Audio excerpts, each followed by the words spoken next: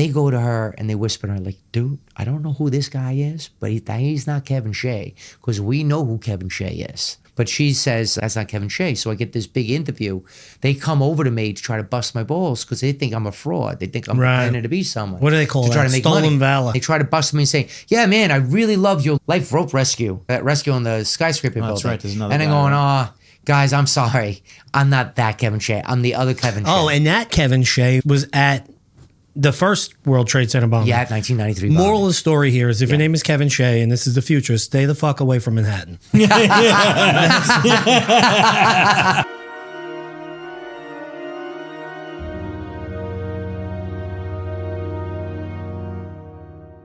How was your ride over? I tried to take a nap, but then right now it's I don't normally get this, but we have so many phone calls and so many texts I have to go through. Are you a napper? What's that? You nap regularly? No. Well, in Nicaragua I do. In Nicaragua, because we work first thing in the morning at 5 o'clock in the morning, and then we would work until like 1, and then my team leaves.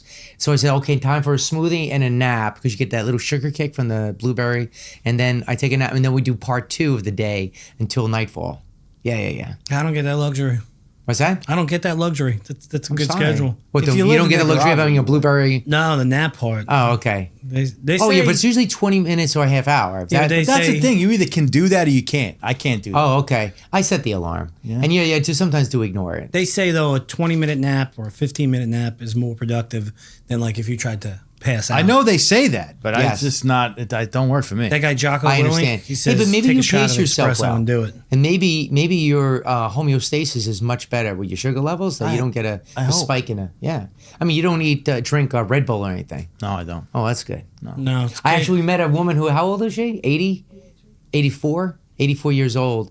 And she said, I've been drinking Red Bull for 20 years. She had an allergy, she said, to coffee. So she would drink Red Bull.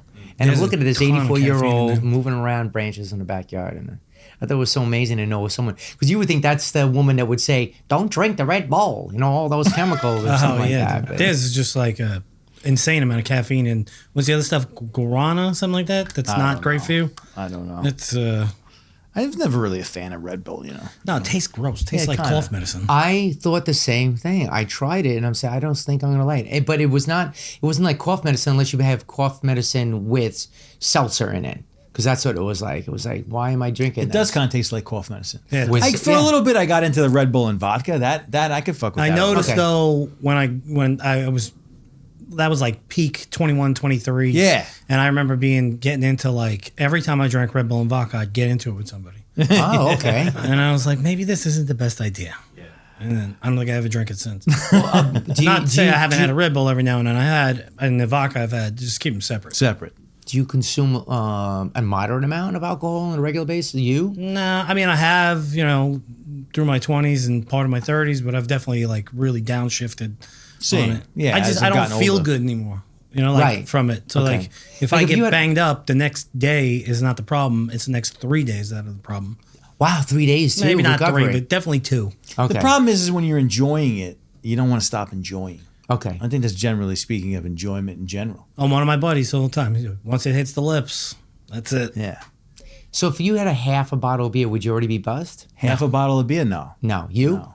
Depends on like the day. If I have an empty stomach, not a half. On an empty stomach, maybe. Not a half, but One. a full, one beer, you might feel a Okay. little giddy. I can't. I half a bottle, I'm already buzzed. Yeah? Yeah, I don't drink. You're not a lot. drinker? I'm not. Hey guys, get the scotch, please. I know. Yeah. Never I- was or on just Saint- recently? No. I never you're a really fireman. grew up to drink a lot of alcohol. I wasn't in the in crowd. I mean, I went to cast parties, right? But they would drink, but I wouldn't. They would What's a take cast the party? puff. Cast when you're in the theater. So I was in high school. I was in the theater, and they always had cast parties. Oh, good. And always Okay. people would sneak that alcohol into the party, And then you have those little nooks of 7 minutes in heaven. High school stuff, right? Jesus, we're going doing all the games. Yeah. 7 minutes, huh? 7 what do minutes they in do with the heaven. other 5 minutes? Yeah. Well, the only thing that was cool, the only reason why I remember is because it reminded me with my first name was Kevin. Spend 7 minutes in heaven. with Kevin. 7 with Kevin. Yeah, that's it. So you were in Yeah. the fire department and you didn't drink? That's a story, yeah, because I that's was the nervous biggest about story. that because I was Irish and was a firefighter. So you would think, and I was in the Bronx house at one point, 45 and 58. So they had more parties than all the other places. We had one in the quiet house of which they nicknamed On Golden Pond, but it was one. And they knew that I didn't drink, and they knew I actually was treating women with respect. Like people would say something like, something that was a little more misogynistic, and I would not participate in it, but I wouldn't like scold them, Right. So, and I was doing the job. Like, you got the wet behind the ears, you're trying to learn, you're trying to listen. What do you call it? Probie, right? What's that? Probation, or they used to call us pumpkin patch because you would wear a different color patch on the front of your helmet. So, they may say something misogynistic, or I'd get phone call. I remember this so distinctly. A woman called saying, "Oh, can I talk to?" I don't remember his name right now. And I said, "Oh, I remember you from the party that we saw her at." And it turns out it was one of his. That was not the woman that he went to the party. It was his mistress or whatever you call it. Yeah. So I got that guy running up to me and say, "Did you just talk to my wife and say the name of the other girl?" I'm like, yeah.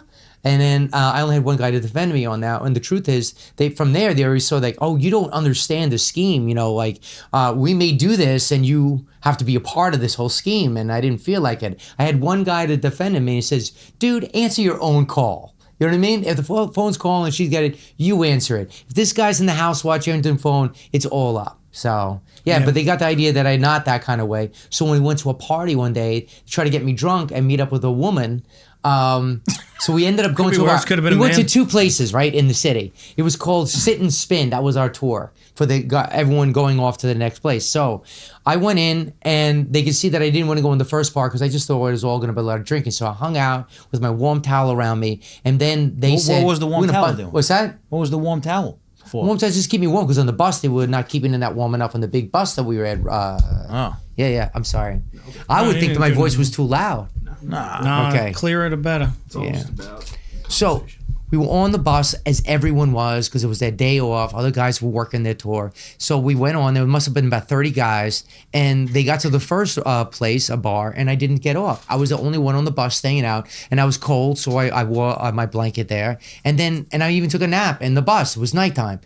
And so they got angry with me, but didn't let me know. They said, "We're going to get this guy," right? So they said, "Let's go to another bar." And this bar was for transgender. So you show up, and he says, "Hey, the guy's getting angry with you." What's that? They probably called it something different back then. I don't know. But it was a bunch of people that were wearing, what do you call it when they wear clothes? When they're wearing women's clothing? Thank you. And I'm not as equipped with all the terms, but transvestite. All good. So we went into a bar with transvestite. We know all of them. Right? And I go there, and I thought it was a nice place to go into because I felt pressure because they said, so-and-so is getting angry with you. And he was like one of the leaders of the groups in the bunch of brothers we had. So I went in, and I said, "Okay, I'm here." And I saw all the candles lit up, and I said, "Well, this is a different type of bar. It looks kind of nice, kind of like a spiritual in the middle of Manhattan." I thought, that's nice. I go in there, and I sit at the table, and there's some woman that's talking to me, and I thought she was rather attractive. She was thin, slender, was wearing a nice dress, right? You look for this. Didn't see the, what do you call it, apple? Adam's apple. Adam's apple.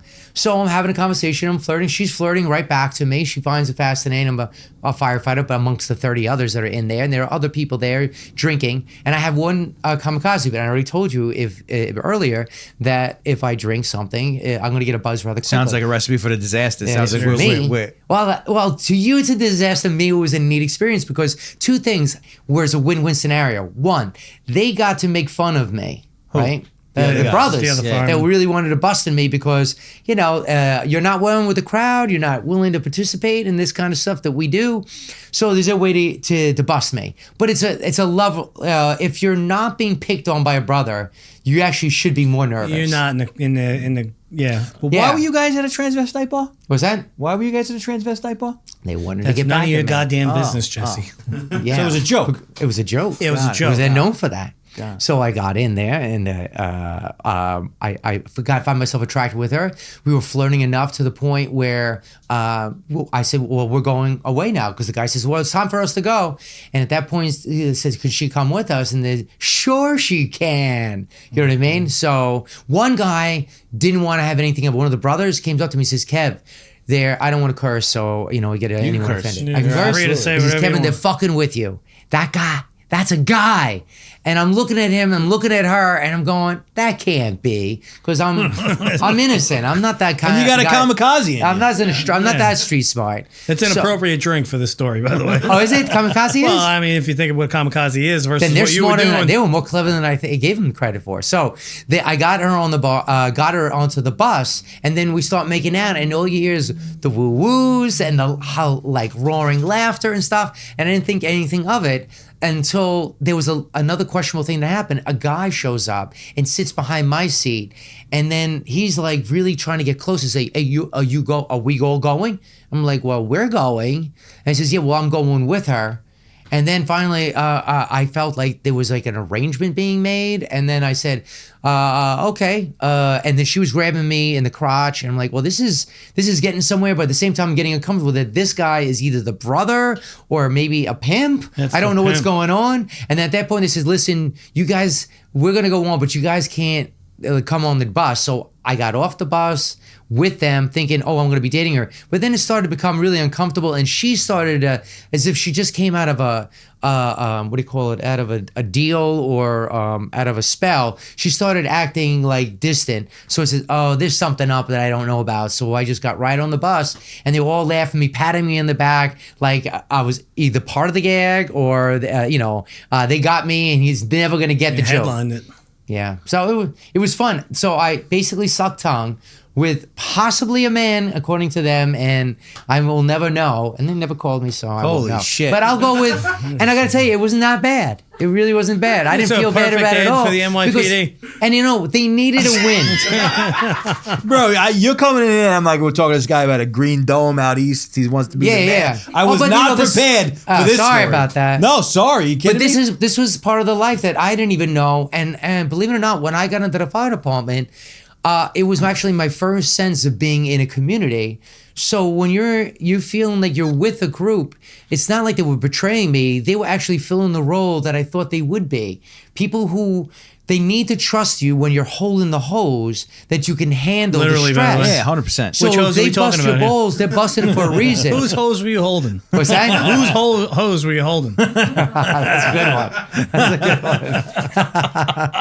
But I knew I was Listen, in. you're right. That's you're the right. Fire You're Island right. Fire You need to Department. have pressure. You got to be And able I to, got you gotta uncomfortable take it. when I first got in when they didn't, because everyone else was getting busted. For them, they almost felt like we don't really know this guy, and they were actually concerned because I was not misogynistic and because I was very gentle and nice. And I remember one day a firefighter said, "Hey, your hair looks great." And of course, some of them may be a little bit more homophobic, questioning it. So, they got that little rumor, maybe he's gay. And of course, as soon as you mention the term, in a firehouse, somehow you're going to be saying, you know what, let's play our cards right with this guy. What year is this again? This is 99. 99, I got on the job. Okay. Yeah. Well, This bottom is- line is there's Yeah. great tits on that guy, huh? Oh, yeah. Didn't notice. She was like the well-formed, I wasn't even the one that was married. That's married to Harrison Ford. What's her name? Oh, wow. my Ally God. McBeal. She played Ally McBeal. Let's go with that. I wouldn't say the chest. You know what I mean? But I will say It's cute. Yeah. So take us to 9/11. What happened in 9/11? Okay. I was there. You don't know what happened? No, I know. Yeah, well, I mean, tell Jesus, us dude, about we your went on the experience. Which documentaries were you watching? Yeah, I've watched them all. Right. Some of them are a little much. Some of them you go, it kind of makes sense. Like I'm putting puzzle pieces, but it always seems to be a loose end. But Okay. I mean, let's hear your story because it's quite Sure. fascinating. I can only go from my perspective too, because I wasn't in all perspectives. not- What else can anybody do? Right? And also, I write a lot, and I'll even get some of the facts wrong because you read it, and there's so much out there. I just listened to, I won't get into 9/11, but this is all about 9/11. There's a 27-hour audiobook where a guy, I can't remember his name, and I'm sure the person who's listening to him going, I thought I liked this guy, but he interviewed many people that were surviving 9/11. And also grab facts about people who did not survive 9/11 to create audio where they had a cast of, say, 16 or 17 people playing the people that he interviewed for 9/11 from people that were in the plane that crashed in Pennsylvania, another one that crashed in the building at the Pentagon, and also at the two towers.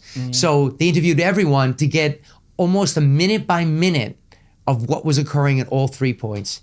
And you're basically, I don't know how you are with your emotions, but anyone who has emotions would probably get a little teary-eyed at some of them. Oh, you know what I mean?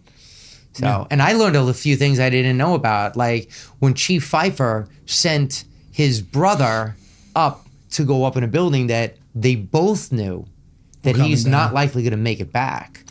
So you were in the Bronx at that point? No, I was assigned to Ladder 35 on 66 in Amsterdam. That's positioned in the Lincoln Center. Okay. Lincoln Center, right? Yeah. It's actually, they were called the Cavemen because there wasn't no Lincoln Center when they were making West Side Story. It was just basically dirty lots, torn down buildings, and they had their firehouse. But at the time they were building the Lincoln Center, they had to go into another building, and that building had no windows. It was barely lit, so they got their nickname, the Caveman. I don't know if you know this, but a lot of firehouses end up getting a nickname. Yes. You know what I mean? Some of them they had to change in time because it wasn't in this social milieu. It wasn't necessarily appropriate to call you a rat shit house. The Bronx, like that, you know what I mean? Stuff like that. You know the what I mean? Bronx transvestite proprietors. Yeah. So the first plane hits. The first plane hits. And I'm off duty. I just got relieved, and it was a unique scenario that I normally don't get relieved first because there's a probie, and I just finished probie, but I just got assigned to this house because of some things that I did that got me there, and I can answer that question if you want to put a pin in it. So I was there, and I'd only been there about 2 months.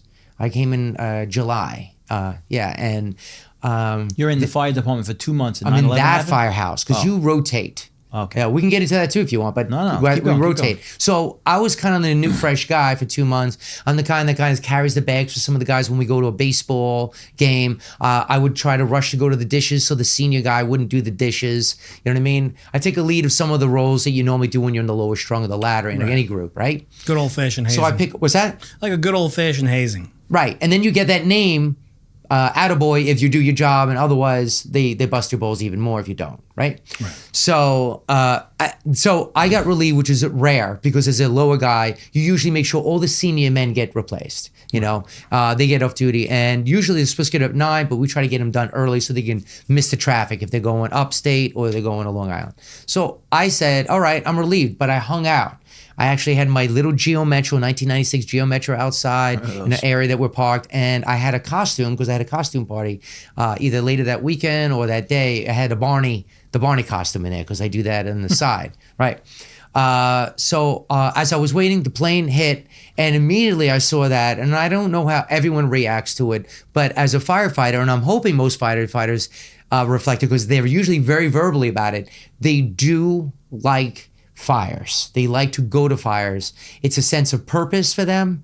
It's a sense of excitement, adrenaline, no different than someone say I'm going on surfing and they like doing the waves. But for us, it's a lot of adrenaline. We're working as a team. So even if you're having a spat with one of the guys, you still can't wait to get on the rig, put the helmet on, and get ready. Yeah, right? it's your career. What's that? Yeah, totally understand. So think about me. I get excited when the phone rings. Yeah, but I wanted to be clear. Oh, what's that? Say that one last time. I get excited when the phone rings for my job too, but other people look at that and go, like, dude, you own a funeral home. What are you getting excited for? It's not that I get excited, but, like I have an opportunity now to help another family through something. There you go. Yeah. But okay, carry on. Okay, thanks.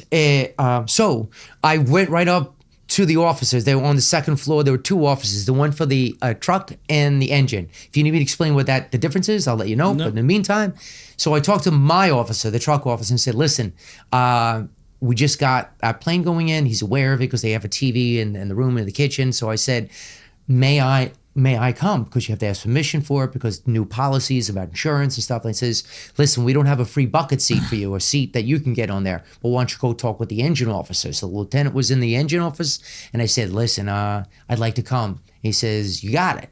So it was a go. So now I relax. It was the first one, but he said, we're not called yet.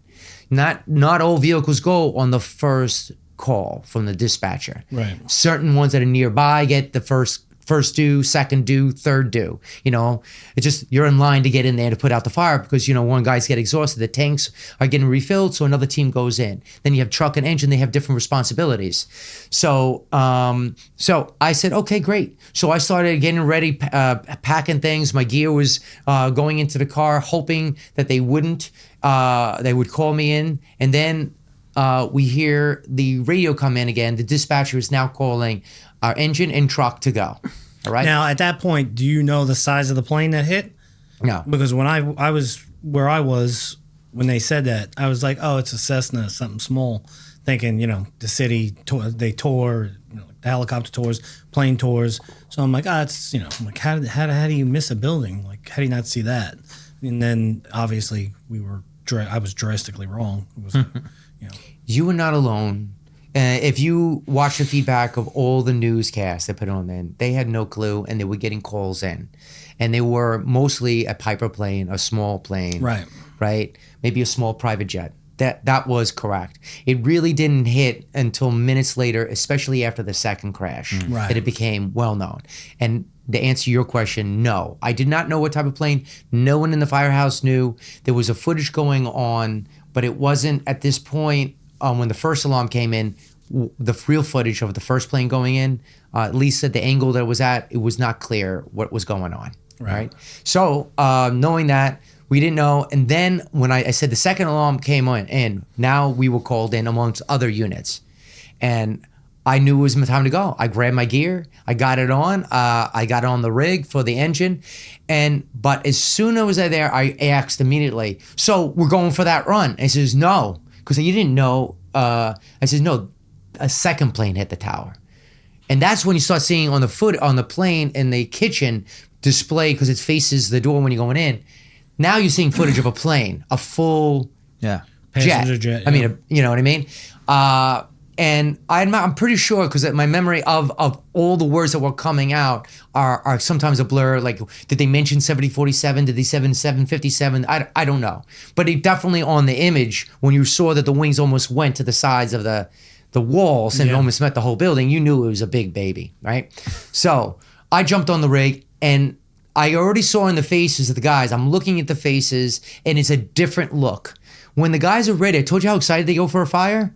Yeah. So you could definitely tell they're kind of cocky sometimes. Some of the guys that don't like to talk to you. What's that? You knew something was wrong. Yeah. You knew something was off. And I look at another guy, and I'm looking at him. He had served in the service, and he had grabbed a big fat marker, and he started drawing his social security number on his calf. He rolled up his pants, his boots weren't on yet, and he rolled and put his social security number on it. And that didn't click to me because I've never had that kind of training. So why did he do that? Did he explain, I'm going to explain that one. Oh. Yeah. And then I saw the other two guys. They're grumbling about something. You know what I mean? But now they're dead quiet. It's dead quiet, and then that makes me uncomfortable. And there's in front of the compartment is where the chauffeur and the lieutenant are, and there's two sheets of glass. You know, they slide over, maybe poly. Forgot that plastic. Forget what it is. Right. Goes across, clear. It's open. The officer, I'm right face to face with them. And I said, Lieutenant Ginley, is this terrorism? Because I'm starting to connect. And it says, it appears so. That's all he says. And then he closes it. So I don't hear anything else, dialogue going on. He needs a clear mind, clear focus. And I'm sure. So his radio and your radio in the front, do they hear different things? We don't hear it. We only hear what's on our little between two-way radio. You and the other fireman. Right, between the officer, and you have a command channel, and then you have operation channel, right?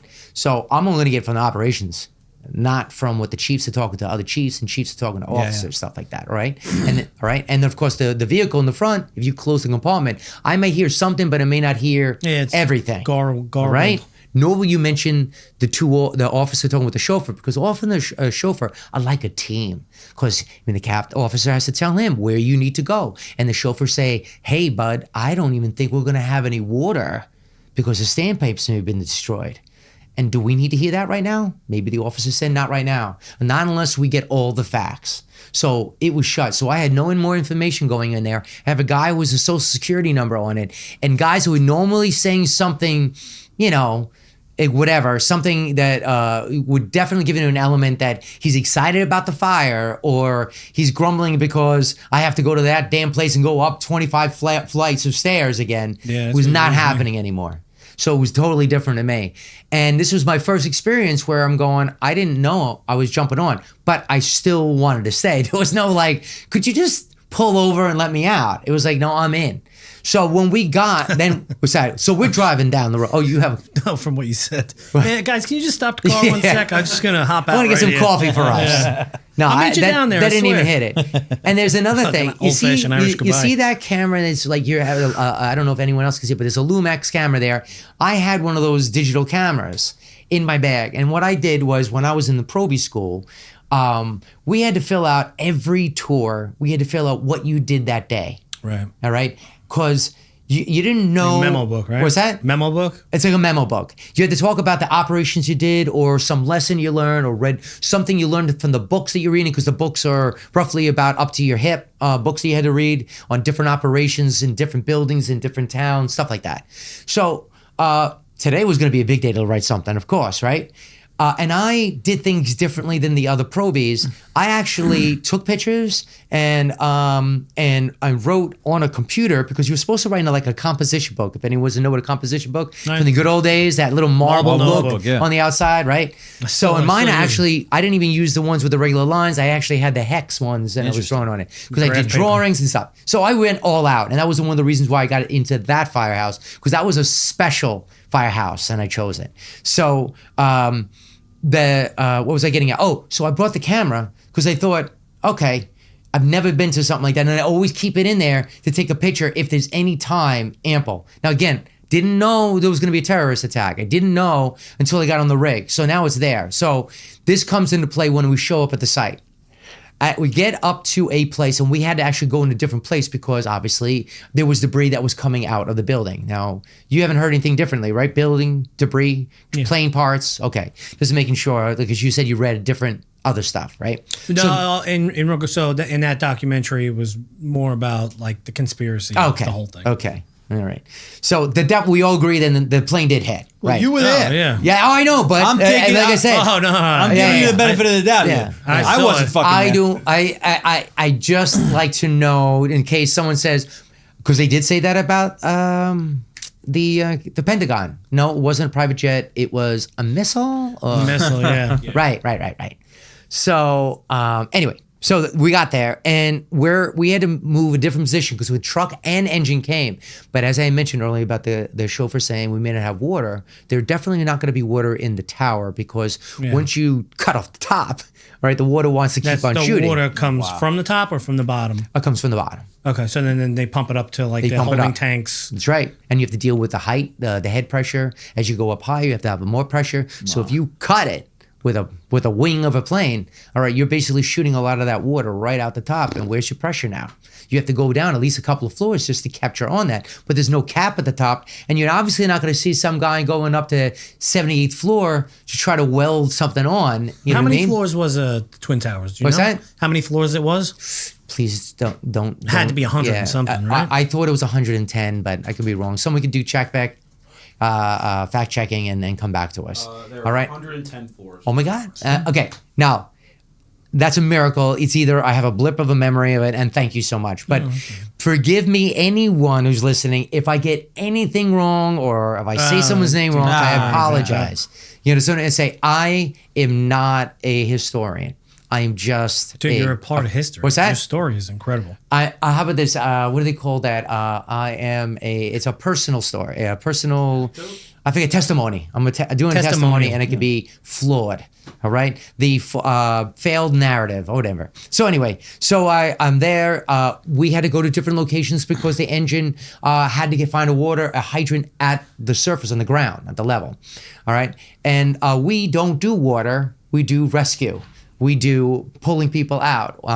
We go and try to warn people to get out, like what the Port Authority did at the building as well. And also other people who were just great people who knew when there's a fire, they go in, even though they're civilians, helped out. There were a lot of people. So I was there at the rig, and they said to me, it's great you came, but we don't have enough tanks for you. They call them self-containing breathing apparatuses, or short SCBAs. So you can't come with us, especially where we're going. They have to go to the chief, to what they call the command post, where the IC, incident commander, is. They had multiple ones, but at that point, it was early on, there was one.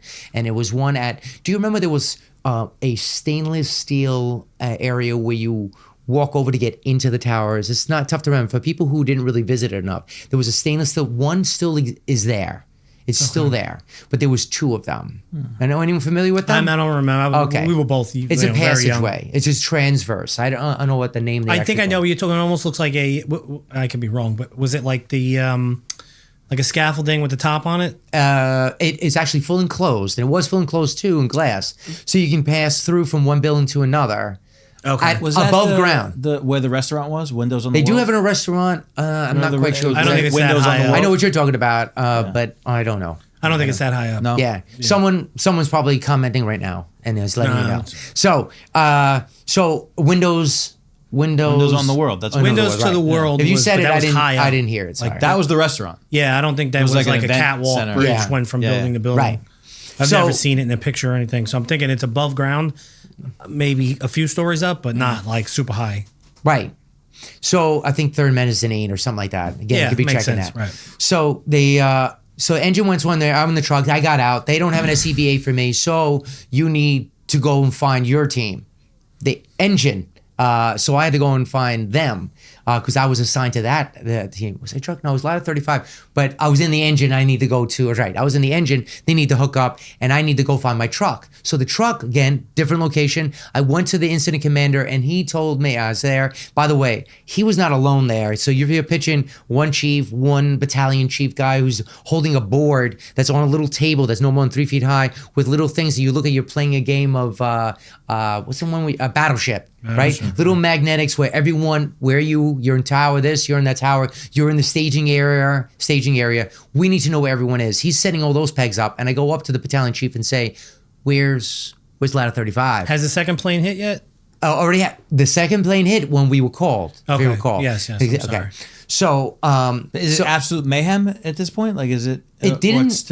I'll tell you this. It depended on where you were standing. When I was standing in the staging area, no, and not enough. I mean, the mayhem. If you want, you know what? I would rather define mayhem. To me, mayhem is when there's a lot of people around me doing hysteria, it. But I'll tell you panic. what. If you were looking at the tower, it definitely felt for the people that were up there because you saw people waving and you saw people jumping. Wow. Yeah, the jumpers get me. Holding hands and jumping. Yeah, because you got to think of the conditions inside the building. Right. But on street level, it still hadn't been mass Those panic people yet. flee because he knew you couldn't be in that zone.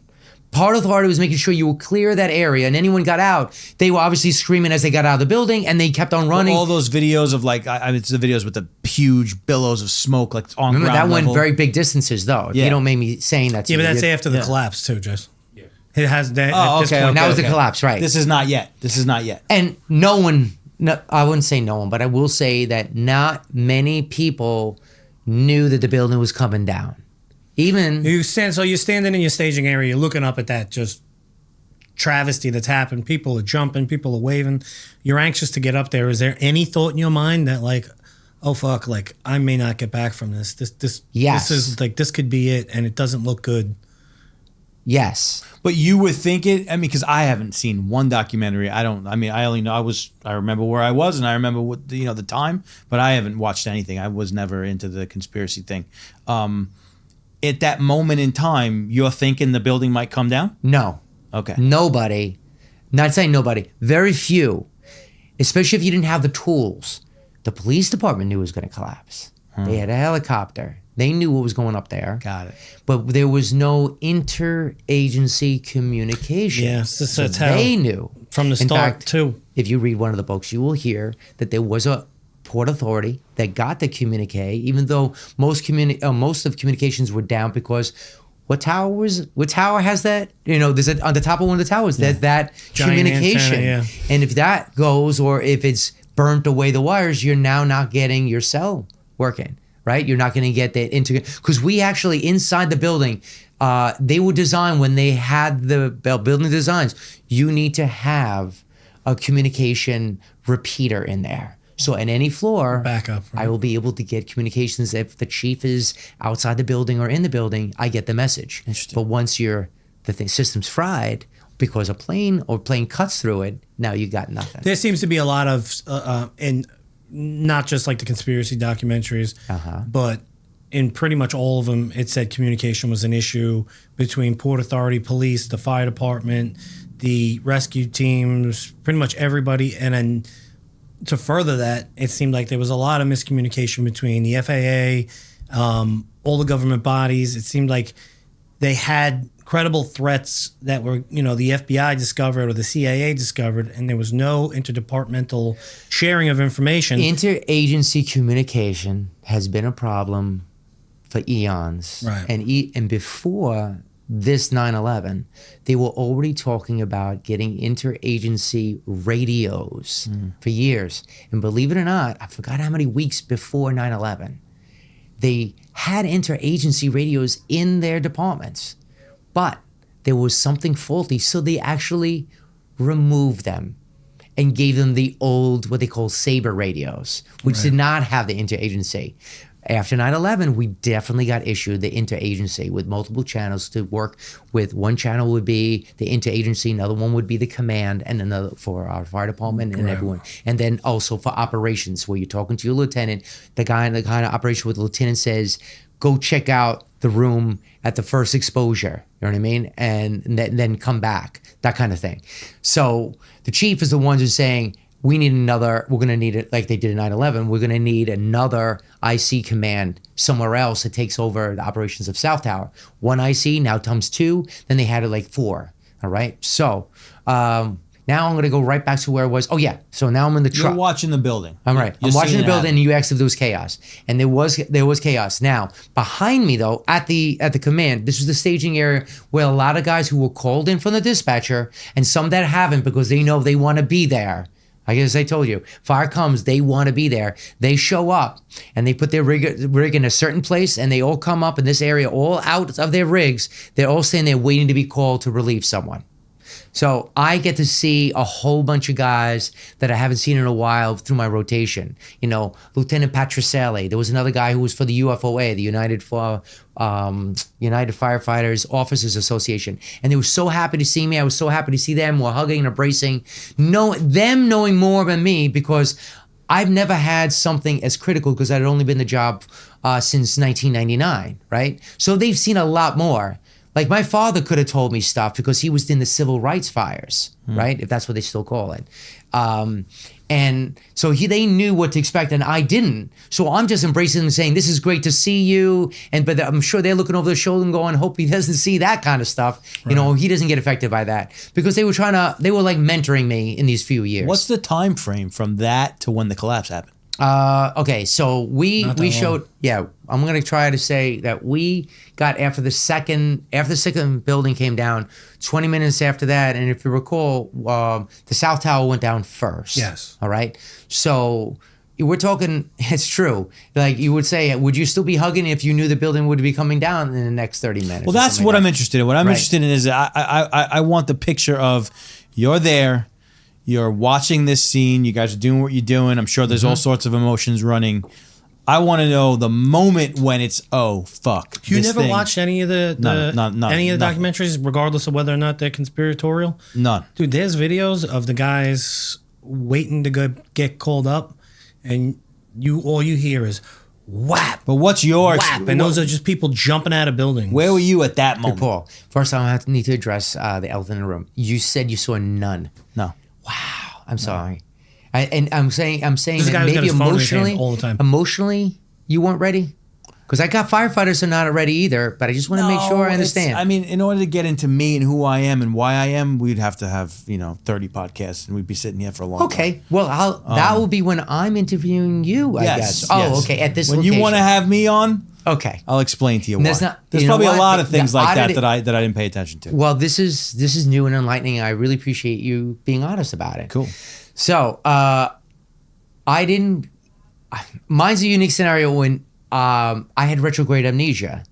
So I may have had all these thoughts and not remember them, but I will help get you to what I did find out through the guys who I did end up working with at the operation because I could not find my guy. Did you pass out of something? A little more than that. More than that? I'll let you know. All right. It's I guess they anticipate. All right. So so I got I remember I'm there. I just greeted the guys. I just got told they're in the South Tower. I know what you're talking about. Okay. I read the brief. About Okay. it. So I went into the South Tower. Now, to get in there, there's two ways to get in there. You can go through that, I told you, that stainless steel structure, and then there's just the doors. So I got through the doors. I get into one level, and I can see at this point, this is the area where all the elevators are. There are a lot of elevators there.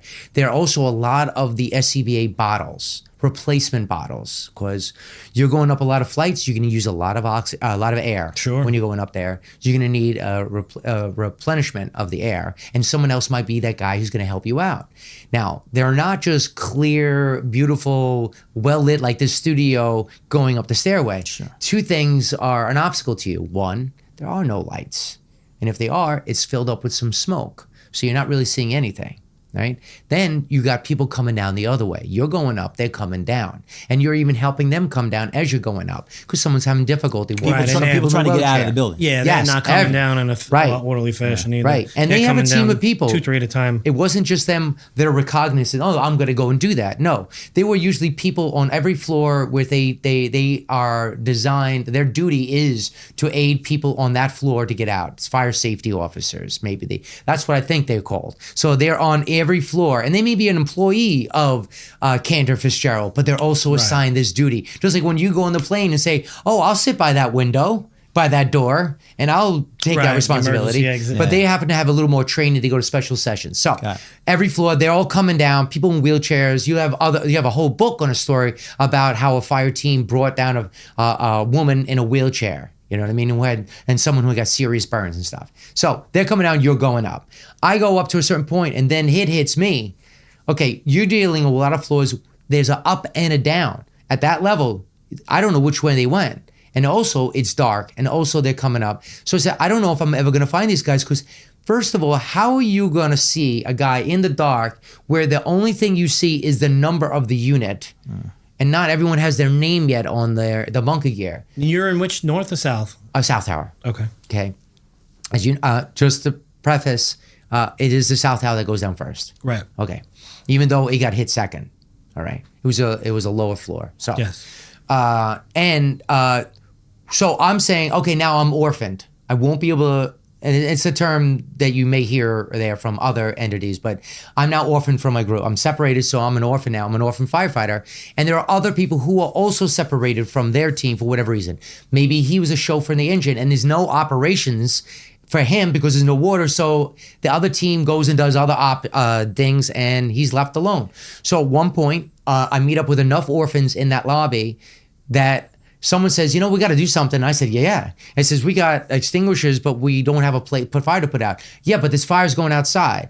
So now I'm going to lay out the scenario outside. Outside, there are fires. No, it's not like it's all contained up there. No, it's literally raining. Fire. Like fire and destruction. Right. And jet fuel is unique to the fuel in a truck, a regular truck or a car. You got diesel, you got gasoline, but then you have jet fuel. And jet fuel doesn't just need water, okay? It needs copious amounts of water. It needs tons of water because you actually have to heat, you have to cool down that thing enough so the chemical reaction doesn't take place. And jet fuel runs at a much higher temperature. Higher temperature and a lower flash point too, so it ignites easier. So most people learn the fire triangle. By the way, brilliant. Guy. Give that guy. Flash you got a badge from him? Thank you. Give him that badge. Got disqualified from the police department. You are now a deputy. Okay. Deputy something. All right, keep going. I'm riveted. All right, good. So, wouldn't it be great before he went in the building if that lady dude came up to him and gave him I love you. And he gives him the ring. Yeah. Anyway. All right. I'm almost losing my place. Let's see now. You're in the lobby with all the orphans. I'm in the lobby with the orphans, and we got to do something in the rain and fire outside. And so there's a couple of things that now the environment, I'm going to set it out. First, the warning I got from some guy before we started walking towards the station was, watch out. That debris that's coming down will slice you in half. what he's talking about was, if you didn't know this, on the outside, that shiny metal is stainless steel. Like right? the facing of the building? Okay. That look just like confetti at about 70 feet. I mean, 70 floors. So you're thinking it's coming down, flickering, and coming down. But when it does come down, it comes out at the speed of a falling object, and then we'll slice through. And one guy did actually, one of the firefighters did get sliced through with one of those panels. So they said, we got warnings of people getting hurt by that. So avoid this. Always look up, which is, by the way, general rule for a firefighter. Going in a building, going out of a building, look up. So we understood that one. So I'm standing there again for that environment. And remember when the guy said, go to the post, remember the camera thing? I would just want to bring it back 5 seconds to tell you. So I got my camera out, right? And there was a moment there, because it's kind of related to what you said, when you have a project that's not like any other. I got my camera out because I said, I don't have an SCBA and they're asking me to go somewhere. So let me just take out and take one picture, and actually one little video, because it took video. So I go up at the tower at the same time someone's jumping out, and I followed through, and then it hit me in there. I'm not a firefighter unless I just stop this. This is ridiculous. I'm not a journalist. I'm a firefighter. So as they were falling, so was my heart sinking. So I immediately put my camera back in a Ziploc bag and put it in my pocket and said, let's go to the post. So I just want to make sure you know. That's what my feeling was. This is something. Because then you even hear that little crash. It actually sounds like lettuce splat on the floor. It's not cool. And that was it hitting glass, because they had a glass atrium on the floor. Yeah. All right.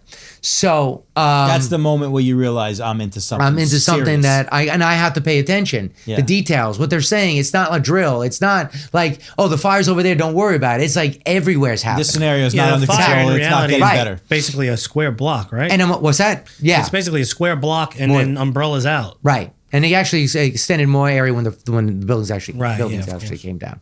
So and I'm also now an orphan. I'm alone. So that made it even more of an impact. So I get in with the team of people. Now I'm back in and I said, we're gonna go out. So outside there are fires going on in a car lot, because a car doesn't initially go on fire. It's not like in the movies, boom, you pierce the tank and it goes up. But if you throw jet fuel on it, and the jet fuel is now lighting up the steering wheel, which is made of titanium, of magnesium. The rims are made of magnesium. Anything with an IUM, it means if you ever get that ignited, you're in a sad case. That fire is not like a regular, little red flame, yellow flame, orange flame. It's like the angel has just shown up. It's a bright white flame, extremely hot. Wow. All right. So now it's ignited. That's where the term comes from. White What's hot. that? White hot is a term. There you go. So there you go. So there I am, and then the guy says, you know what we're gonna do? We're gonna set up a hose. And we're going to start putting out the car lot fires. So that's what we did, because there was a car lot there, no longer there, but there was open car lot on the ground level. So we started putting out, I think it was a van at the time. Now, this is when I get to tell you a warning. A lot of these memories came from a fellow firefighter that was with me, because there's a term called retrograde amnesia. Sure. Retrograde amnesia occurs. I'm sure there's many other factors that cause it, but in my case, it was triggered by the serious injuries that were sustained by me to protect me, and also the trauma emotionally and mentally I experienced by witnessing this. But in this moment, right, instead of going up deeper into the building, you came out and we did. We came out. And that probably was what saved your life, right? If you would have went deeper in, it would have been game over. Okay, I love this because it says, but wait, there's more. Okay, go ahead. Thank you for asking that. So we're putting out this fire, and we're doing it for like maybe 10 to 15 minutes. Now, we talked about the time going out. And again, we had no clue. The only person who may have had a clue was the police that got the views from the helicopter. And then them guys had those tools that noticed that the building was leaning one way or another, a little too much. But the communication wasn't getting into the towers where the guys were. The guys are going up and they have no clue, right? Some chiefs are going up there trying to get to them. By the way, it's not easy. There were two guys who went up to the highest, 78 floors. They were marathon runners. They got up there. They're no longer with us. Ariel Palmer and stuff like that.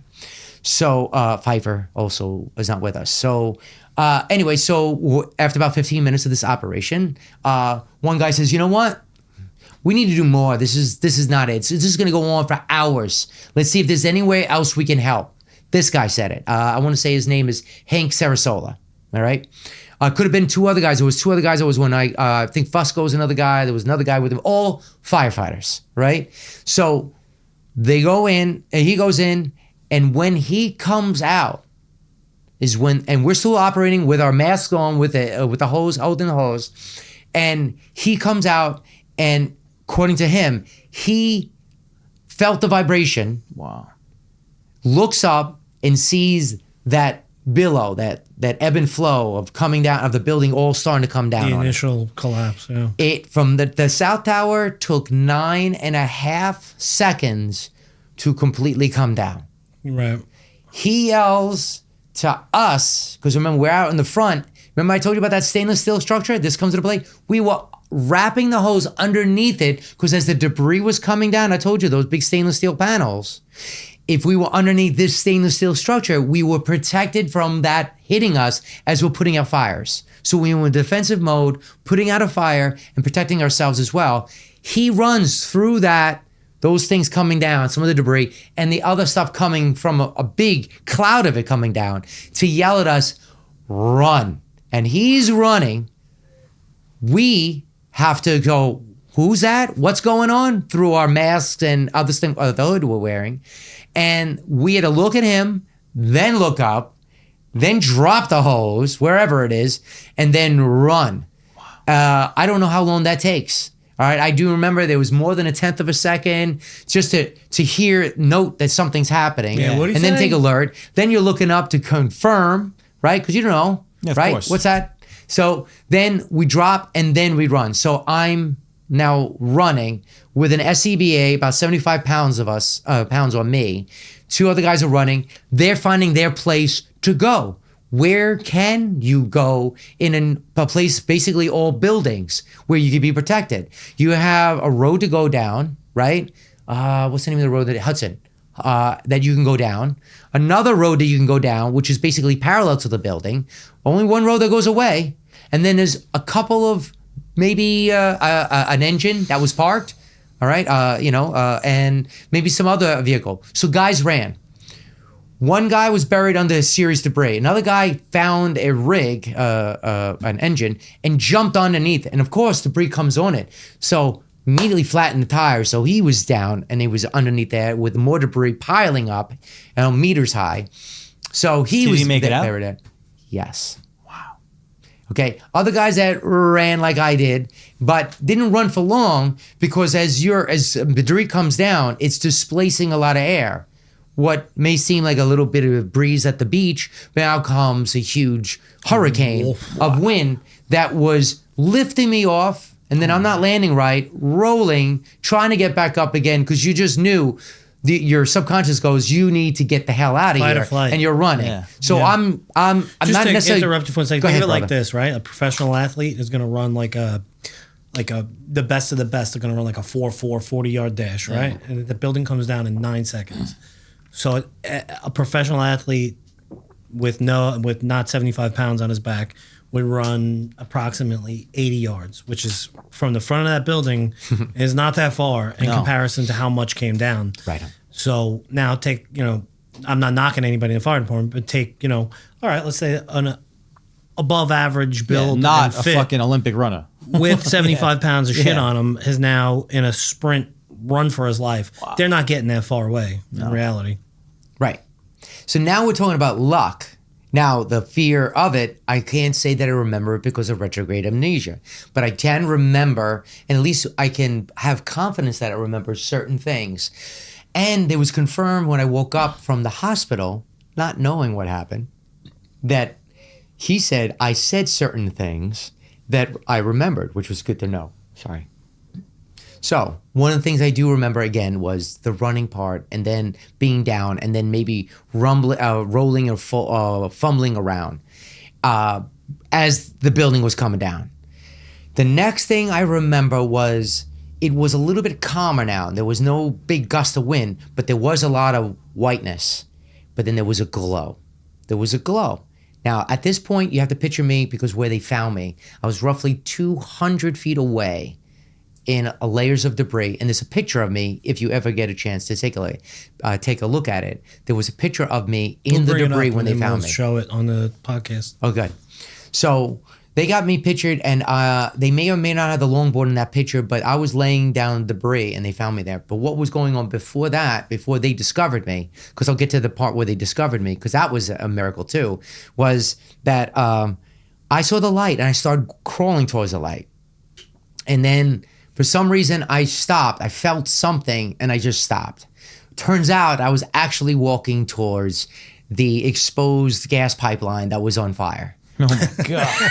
That was the light. Yeah. That's where you never go to the light, dude. Think about In fact, Carolina. it's in the picture. You'll see behind me the gas pipeline shooting out. It was a yellowish. So they found you were walking.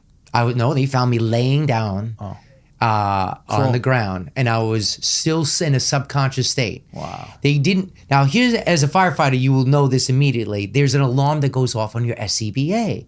Right, to show where you are. If you don't move, the first thing that happens is you hear a chirp sound like a little bird. Okay, it's loud enough. It does it in two tones, so it sounds mechanical. Chirp, chirp, chirp, chirp, right? And it's two tones. So when the debris came down and you still couldn't see, or it was like you were in a blizzard or something like that, you're going for what you hear. You hear those chirps, that's great. But if you hear another tone that comes after that, it goes nee-nee, nee-ner, nee-ner, nee-ner, which actually sounds like the tones of death. Yeah. If you ever Dangerously remember. close, by the way. Exactly. But Dangerously close, by the multiple way. ones were going on that. And what I heard from the guys that actually found me, one was Hank Sarasola, which reminds me that it wasn't him that went in the building because he was the one who rescued me. A different team. They were looking for people to save because they were in the staging area, right? So now when the building came down, they fled, they come back again because that's their job, to save the brothers and anyone else they can. So now they're hearing that and they're going to each and every one, and they found many, many dead. There was not many living. But then they came up to me, and when they pushed me, I budged. I moved. I coughed. So they knew that I was alive. So one guy that was there who told me part of the story, his nickname, in the Firehouse, you get nicknames, no different than, I guess, other places. I don't know. You have a nickname? Yeah, quite a few, actually. You mentioned one, and hopefully it's a good one. The one that always is The Undertaker. The Undertaker? Yeah. Okay. You have one? It's an easy one. I don't think so. No? No. Yeah. All balls Viola. I had a few. I had a few before 9/11. Mine was the K tool, because my name was Kevin, and K tool was a tool the captain used. Everyone had a tool, and even the captain and lieutenant had a tool. Even though he doesn't do all their operations, he has to help in break in doors. So it was called the K tool. Since my name was Kevin, they called it that one. The other one was Spider-Man, because I did birthday parties and I used to dress up as Spider-Man. It was the big one. It was the most popular one. So I was a Spider-Man. And I did things that other people didn't do, something called a low profile. When you have a really tight spate, I was able to squeeze in, and I had a very energetic, so I climbed things really fast. So they went, how the hell do you do that? Spider-Man fits. So anyway, losing track with the name. So his nickname was the Cock.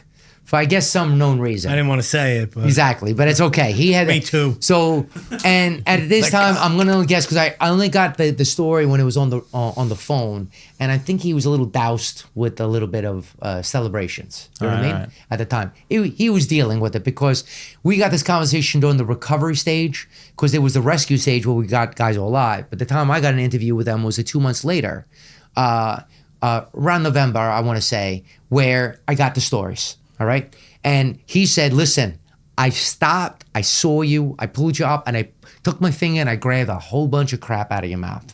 Right. And then I was really concerned about you, and I told you, hey, man, how you doing? And I'm like, I'm okay. Apparently I spoke.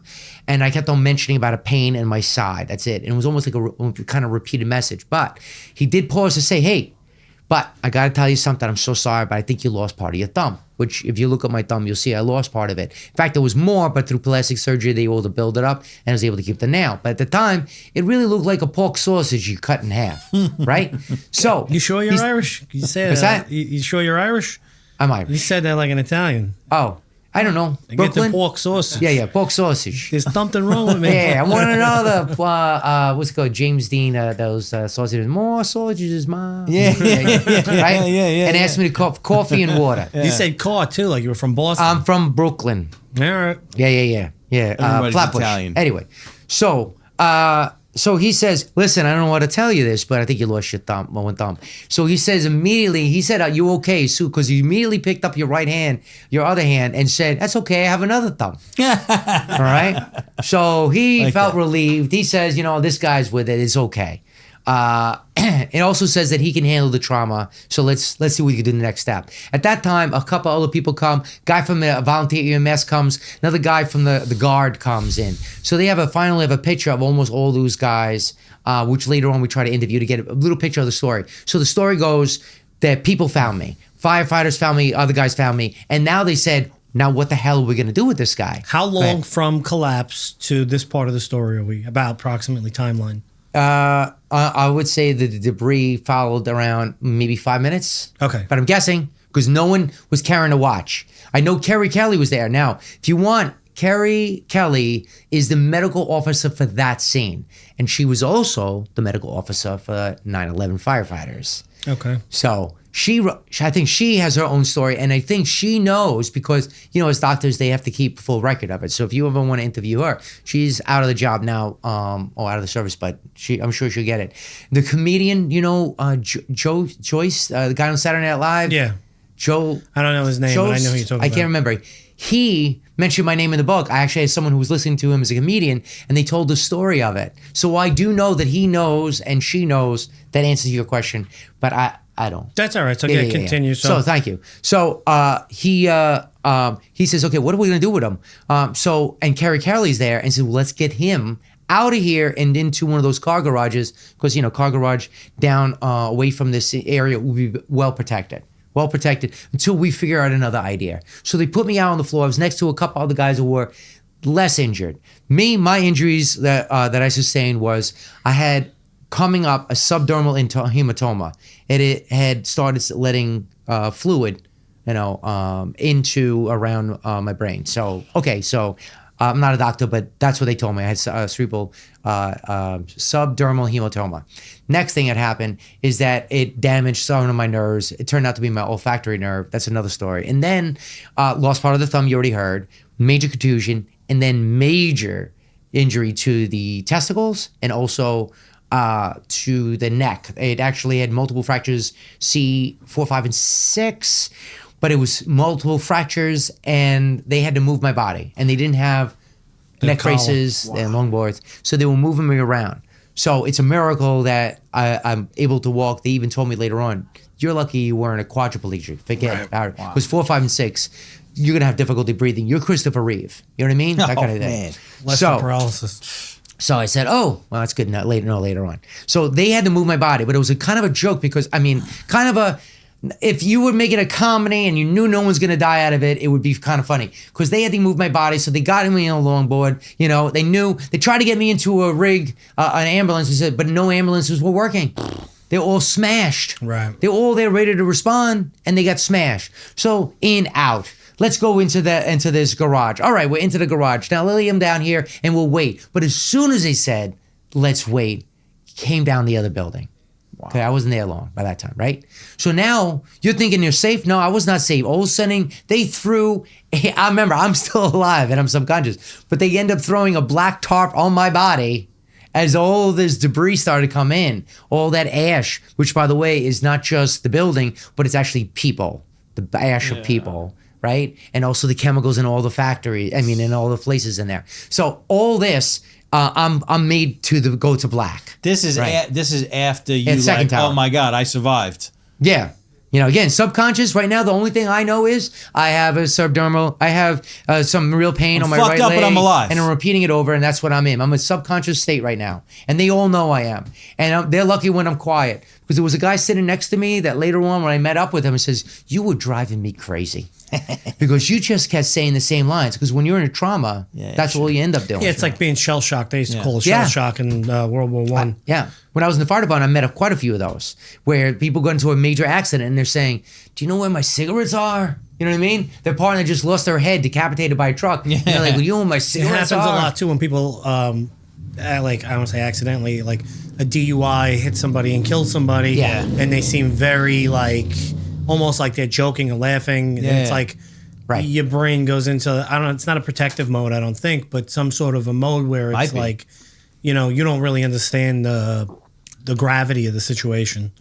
So, you know, so they cover you in a tarp. Cover him in a tarp. And then they said, enough is enough. We had to get him off Manhattan. And you can't get. It's all blocked. You cannot get up north. All those hospitals had empty beds. They couldn't get there. Okay, what do you do? Well, we got to get to New Jersey. So let's see if we can find a police harbor boat. So they get my body. They put it on an ambulance that was not destroyed because it was well south of this. So they got me in that one, again, without a neck brace. And they started driving me over to the docks. The harbor. All right, where the ships are hanging out. I don't know if you know this, but like on the west side, at the almost same level as where the tower is. The South Street Seaport over. Yeah. But the other side.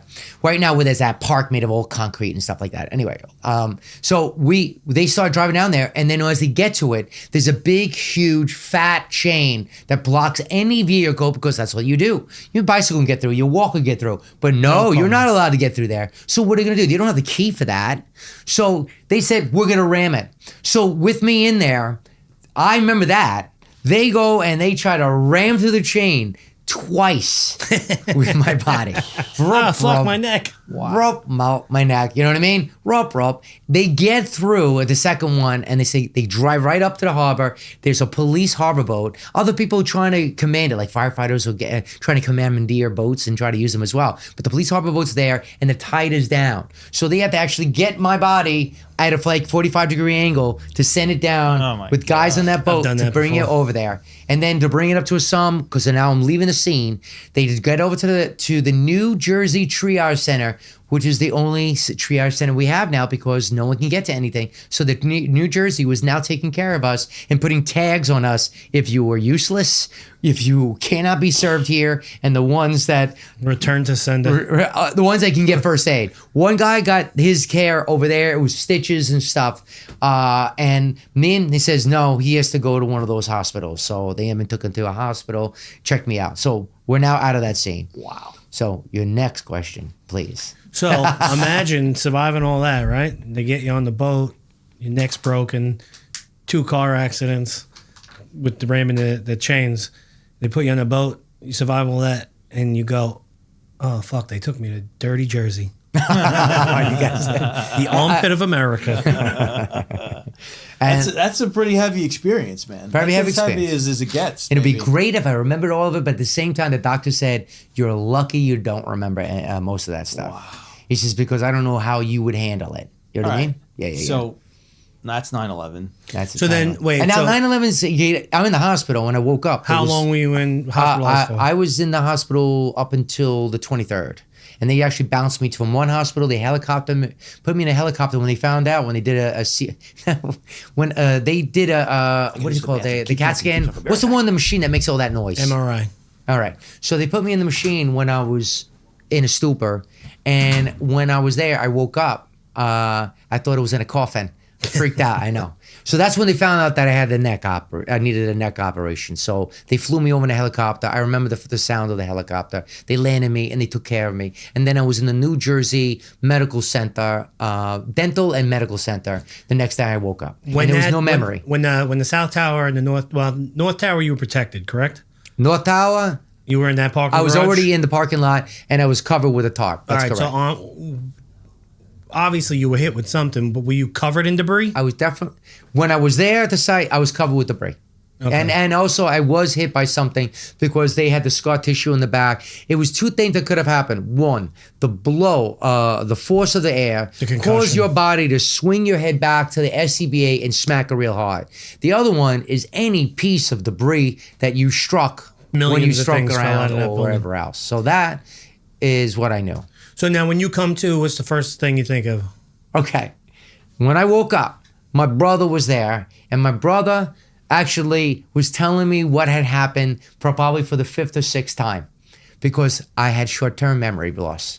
So he would talk to me, and then he would turn around, come back, and then I would still say the greeting that he remembers. I always would say when I saw my brother Brian, hey! And I would do that every time he turned around and come back because my short-term memory was shot initially. The doctor says due to his injury and also due to the fact that we had to get an operation, an anesthesia, he's going to have short-term memory, but it's going to be temporary. Right. Right. So he told me initially what had happened. But then by the 5th time, suspecting that I'm not going to remember it, he made shit up. So he had that last one of the funny stories he told me was, Brothers are the best. he was a firefighter. He was a firefighter as well. So he knew. And this is in a 20-something, that's 10 days removed from 9/11? Approximately? No. When I woke up, it was like, I want to say the next day. It was 9/12. So the next day I'm woken up, I have a neck brace on me. The TV was not on, so I didn't see any footage.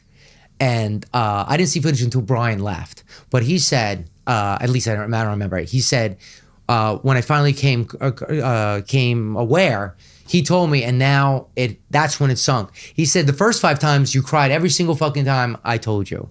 So I just started adding more fun stuff. And then one of the fun stuff is, Kevin, you got hurt, you were down, but then Spider-Man came in with his webbing and he flew you back out. So that's why you're here. So that Spider-Man came in later on when the other guys came in and says, we knew you were going to live because we knew you were Spider-Man. So you're pretty much brand new on the job at that point. I was pretty much brand new. If you look at all the senior guys that had done 30 years and also had seen some really nasty fires and other hazmat, 93 bombing that took place. They saw that. They were there. So, and there was another plane accident that occurred in the 1960s. It was a 727 that went to the Empire State Building. Empire State Building, correct. Yeah. My house was there. There was a picture on the wall of them standing by that plane accident right in front of the World Trade Center. You know, they had a lot of history. Yeah. So when I went, then the Survivors Guild guy came out. Soon after I went to it's very common. It's very common. Very common. Anybody who survives a traumatic experience. Why, I should have died with them. Why did they spare me? That's a very common, thing to happen even in the funeral industry amongst things of simple nature, cancer, right? Yes. A wife dies. Right. The husband is left, and they feel that constantly. It's one of the phases of, going through the emotions of losing somebody. And I lost every guy in my firehouse. Wow. And then I found out later on, because my sister-in-law was talking to my brother, who was also on the job, and he was a battalion chief assistant at the time, that I was the only survivor in my entire battalion. That's it. That's it. And in battalion, they had a minimum of an additional 23 guys. How does that make you feel all this time later?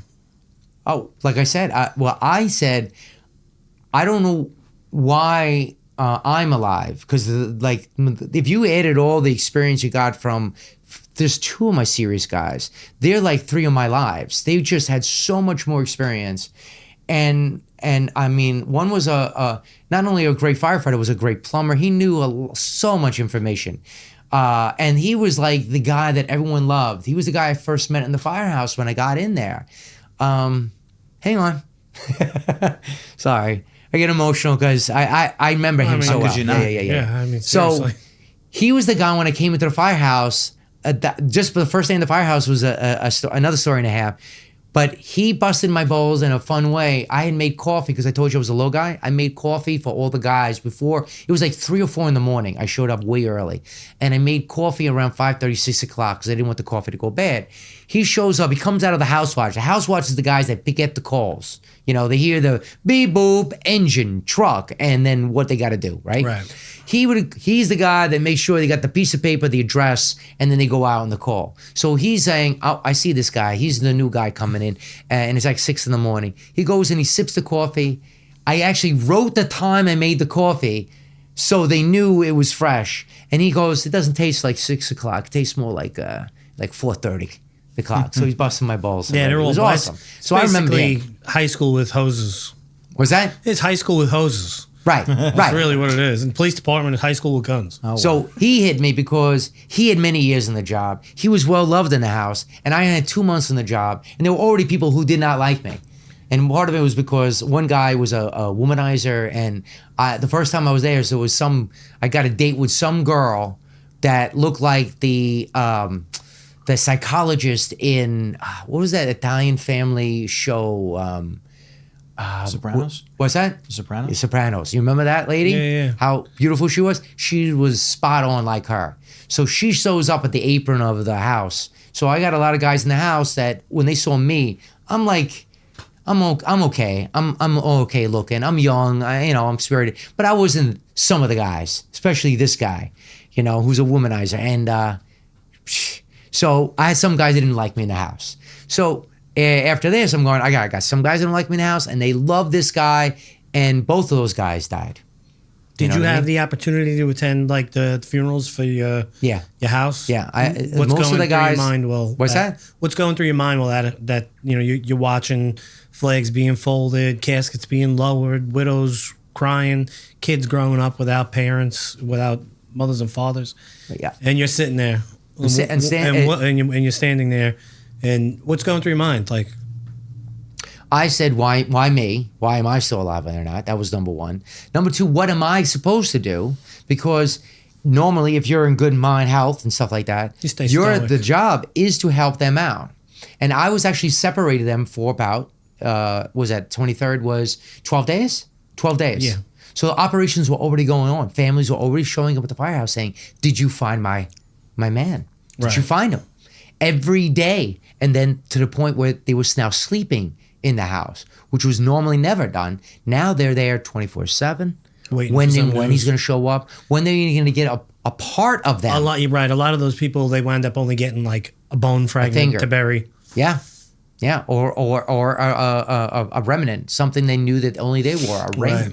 I mean, they just only found a piece of one of the planes. I mean, I say not that long ago. It was probably 5 years ago. But, from 2020, it was 21, right? Yeah. Well, they had the operations over in Staten Island. They found in Manhattan, between two. I think I remember that one. A piece of landing gear, I think it was. Yes, so it was. Like, like some of the buildings that have like the wells. It's like almost like an air shaft. Yeah. And there was like a huge piece of one of the planes just there for, I don't know. I don't remember the exact date, but multiple years. Some custodian was not doing his job. Fucking roofer. Incredible. He was fired immediately. Yeah, probably not. But he sold half the parts already on eBay. Yeah, 9/11 relics. And not saying bad about custodians. We're just joking. So So how do we? All right. So huge stuff. Yeah. Now, how do we get to? You got a big green dome on the end of Long Island. Well, believe it or not, the dome was an idea that I actually had the blueprints when I was going through probie school, and they just thought that was the weirdest shit ever. Probie school you go through if you want to go in the fire department, right? Not the only ones. Right. We're interested, though. Okay. But in 1999, I had the plans. I had an engineer help set it up. And then I got architectural plans. Everything was kind of set up by that time. And then when I went through probie school in 1999, I showed it to all the probies at times. I even had a party called a land warming party for the plans of the house that I had. And at that time, it was a dome. And I actually had an 18-inch model made of balsa, made of styrofoam board to make the foundation called a riser wall. It went up 9 feet. And then the structure, which is the bedroom and the bathroom. And I had designed it so every part of the infrastructure, electrical and plumbing, were all in the same little area. So you didn't have to have long stretches of PEX line or copper piping or electrical lines. So I had to set it up, and I showed it to the guys. The guys thought it was the fucking craziest thing they've ever seen in their life. You're never going to get it done type of thing.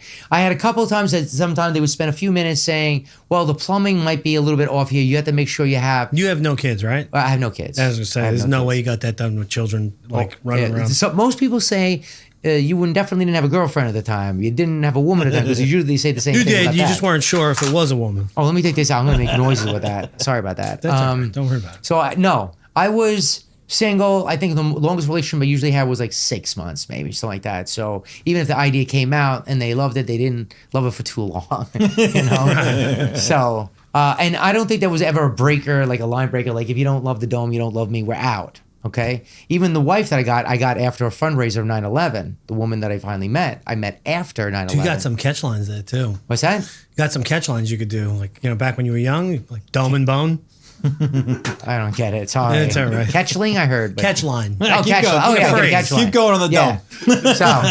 So I said, okay. So I showed it to the guys. They're laughing their asses off on it. I go through probie school. I have a land warming party. Now, you heard of a house warming party. You already own the land? I own the land. I own the land in 1999. And now my job was to get this thing built on the land. I had bought what they call a kit, which is a 70-foot diameter wood frame made of 2x6 and 2x4s, right? So I bought the kit before 9/11. All right, I was already expecting to get it, so I said, let's buy it ahead of time with what money I do have, because I was just getting my paychecks. I never really got a big paycheck until I got to the fire department. I was working for a software company. So anyway, I'm not getting as much, but I said, when I got that paycheck, I'm going to put the money down. So I put the money down before 9/11. All right. The kit company were like, holy fuck, we sold one. That's funny. So when I had the land warming party had the model there, and I had bales of hay to make walls. It was rainy that day, and I had everyone show up. People did actually show up for our land warming. This is a place with no house, no markable driveway, no nothing, and people showed up to celebrate the idea that one day I will build it. And I just fit. And it was right after. It was in June, right after I finished Proby school, right after I was being assigned to my first house, which is nicknamed On Golden Pond.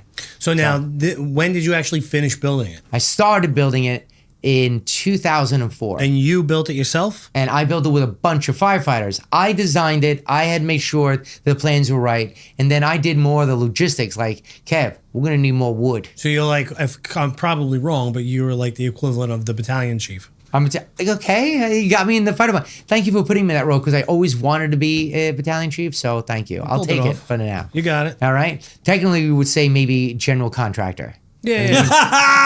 Project manager. But I like battalion chief better, because sometimes you have operations. Like, we actually had a huge storm at one night, because we actually did in one of the really bad winters, all right?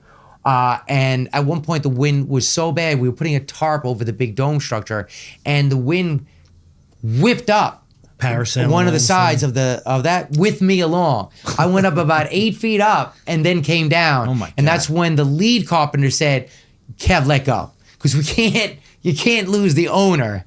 You know what I mean? So he said, no, we got to get a So what's inside of this dome? What's that? What's inside the dome? So the dome was designed to be energy efficient, because when I first decided to get it, it had to be energy efficient. It had to be easy on the eyes. I didn't want some piece of crap. I had gone into a few other domes, and I didn't like the interior side. There's a dome community? What's that? There are people who do domes. In fact, on Long Island, at the time, there were at least 16 different dome structures of different sizes. From 58, you usually got a kit. From 58, almost all of them were made of wood.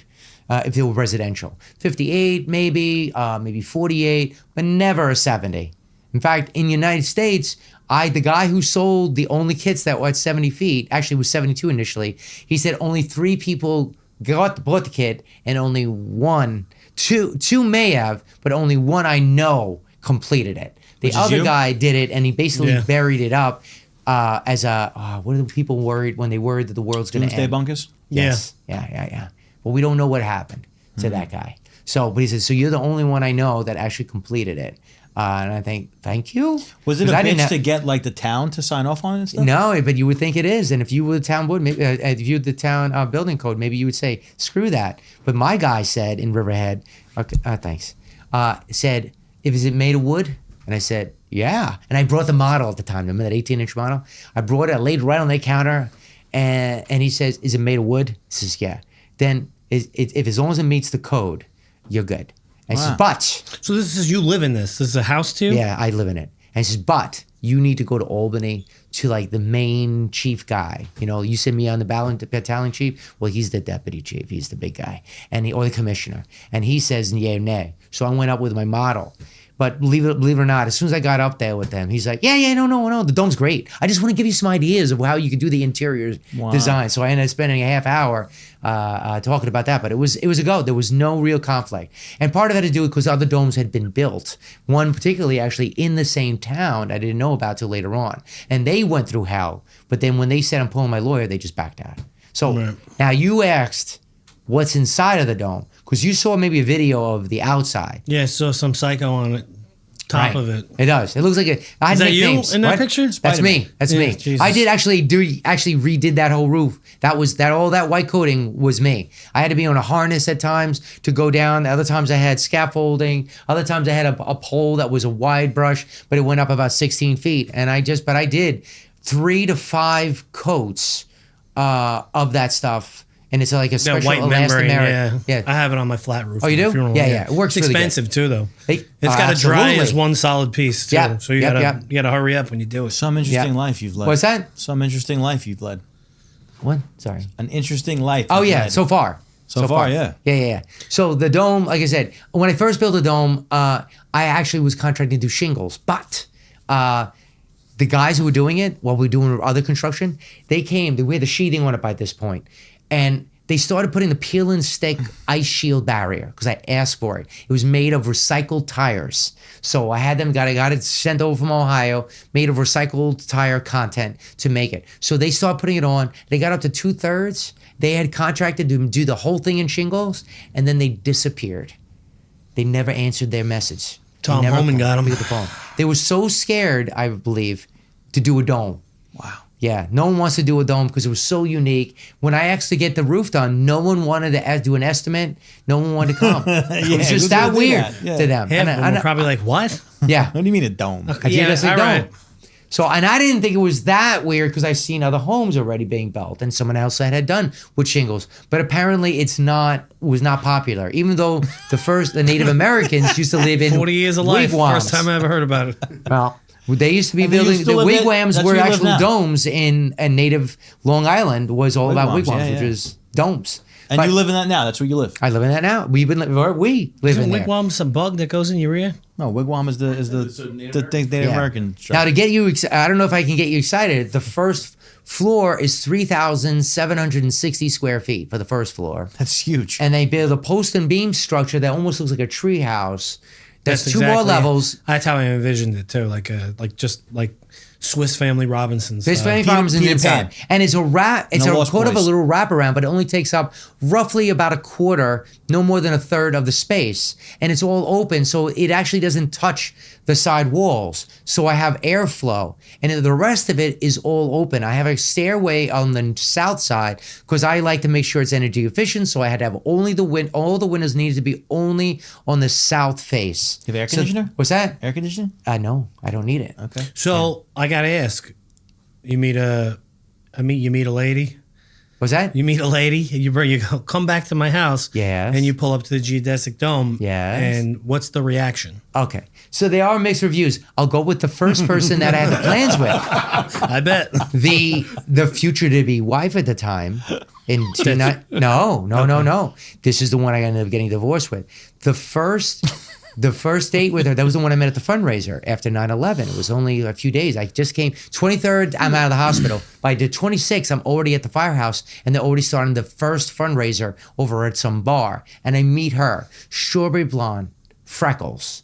She's a producer. I wanted to be a movie maker. So I'm saying, what's the chances? So I go and I try to meet her.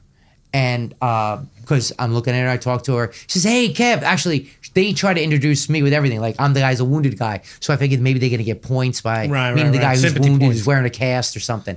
So I'm like, Lena, she's Walk looking at in there me. like a Michael Jackson Thriller video. yeah, kind of. And I'm wearing my fighter bomber jacket with my name, Kevin Shea, on it, right? So she comes up to me. We have a nice few choice words. She's drinking what I think is a beer, but at the time, again, I didn't know my alcohol. It was called Dole's, which is like a non-alcoholic beer. Duels? Duels, yeah. Duels. So she's drinking. I don't normally drink, so I'm hanging out. And then she also talks off with some other firefighters. And they said, because she was doing a documentary on the rescue team. So they go to her and they whisper to her, like, "Dude, I don't know who this guy is, but he's not Kevin Shea, because we know who Kevin Shea is," right? Now, this is before we get to the Dome part. Dome comes in after she gets interested in me. But she says to the guys, and they say, "Come back, that's not Kevin Shea." So I get this big interview. They come over to me to try to bust my balls because they think I'm a fraud. They think I'm pretending to be someone. What do they call to that? try to make Stolen money. valor. What's that? Stolen valor. Stolen valor. You know, because a few have come, even if you don't believe the conspiracies, there are true stories about people who did lie. Oh, people do it all the time. There was just some kid guy, I think, get locked up in Massapequa Park. He's pulling people over and amazing. Like issuing summonses. I think it ended in a shooting, dude. I'm not even kidding. You know. All right, so you're at the and the guy fundraiser. says, "Listen, we loved your just to go back because he wants to get his answers." He says they come up to him, he says, and they try to bust me and say, "Yeah, man, I really love your life life rope rescue. You know, that rescue on the skyscraper building. That's right. There's another and then guy, going, right? guys, I'm sorry. I'm not that Kevin Shea. I'm the other Kevin Shea. Oh, and that Kevin Shea was at the first World Trade Center bombing. Yeah, 1993 Moral bombing. of the story here is if your name is Kevin Shea and this is the future, stay the fuck away from Manhattan. That's really it. Don't join the fire department. That's pretty Don't join the funny. police department. Yeah, that's pretty funny. Go That's into good. like a finance or something like that. Yeah. Wow. Yeah. So you're at Dean. this fundraiser, you meet this chick, you drive her back. And then I dropped the line, I have this dome that I'm building. And initially she's like, that's great. And I showed her the model and she was okay. Remember, this is like the first week. I'm already Where is this in her fundraiser taking apartment. place? What's that? Where's the fundraiser taking place? In the Fundraiser city? took place on some Manhattan street because I That's visit the crazy. Firehouse. I'm sleeping with the guys. Their first date, I come back with like blue balls because it was the first. Believe it or not, after all those days of being in the hospital, and I had major injuries to the testicles where they had to remove seminal tissue. I didn't know if anything was going to function. But at this bar, we're dancing a little bit, and I get an erection, and I immediately tell her, happens, dude. "This is the first erection I got since 9/11." That's a solid line. I feel like you're gonna I thought close. I'd catch You're on. gonna close with that. Yeah. You're gonna I had close a with that. I even had a You better gotta one. save that. Imagine being in Manhattan, you meet this guy, and he goes, "No, I want to show you. You drive from Manhattan all the way to fuck to Calverton, And it doesn't which work? at the time is the boonies in reality, right? Right. He pulls up to his geodesic dome and then closes the line, closes you with that line. Wow. I feel like you're taking one for the team, no matter what. Yeah. Well, there was the guys who did like the dome. They did say if we could be a little bit naughty for the moment, but he says as soon as they show up in the house, I bet you the panties drop. You know what I mean? Going inside, but suffice to say, those stories remain private. The All right? dome makes a groan. Yeah. Wow, man. Here comes the dome stage. I wasn't complete. I mean, everybody was talking about having you on today, and I didn't really, read the briefs because I don't usually do that. That's good. That's okay. You like it that way. Well, I like you know it that what? way. I like It it that creates way. real intrigue in reality. Like Yeah. you get to listen to the story for the first time and you get a general reaction. I like Yeah. to read the highlights so I know where it's going so I could steer it a certain way if I need to. But some story got there. Yeah. man. Oh my God. So, like I said, and then they get to see the solar and the wind and the geothermal that's in there, and the floor is made of ash because the fly ash you can actually use to replace it, and it was done even before that was a big thing. And then they got the heat pump. Like I said, I got really excited about energy efficiency. So now And you got their dome. You've been there? Oh, hell, she lives there.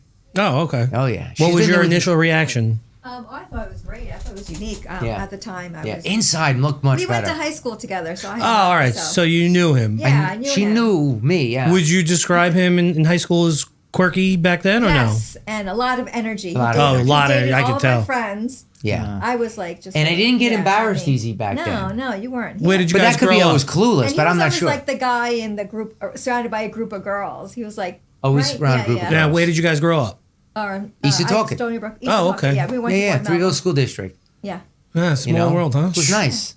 Lucky. No, I thought it was very fun. lucky because, with a firefighter salary, my father moved out from Flatbush 2 to live there on Halloween night. And I got to tell you, it was amazing. My family, their original funeral home was in Flatbush. It's on Nostrand and Hawthorne.